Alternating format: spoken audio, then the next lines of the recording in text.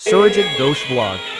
তুই যে আমায় জিজ্ঞাসা করলি আমার হাত নাই আমি দেব কি, আমার পা নাই আমি দেব কি, তুই সঠিক প্রশ্ন করেছিস। এ প্রশ্নের উত্তর শুধু তুই নয়, জগতের মানুষই শুনিবে। ওরে কৃষ্ণ মণ্ডল, আমার হাত নাই, এ হাতে তোদেরকে দিলাম কর্ম করার জন্য। আমার পা নাই নাই নাই নাই,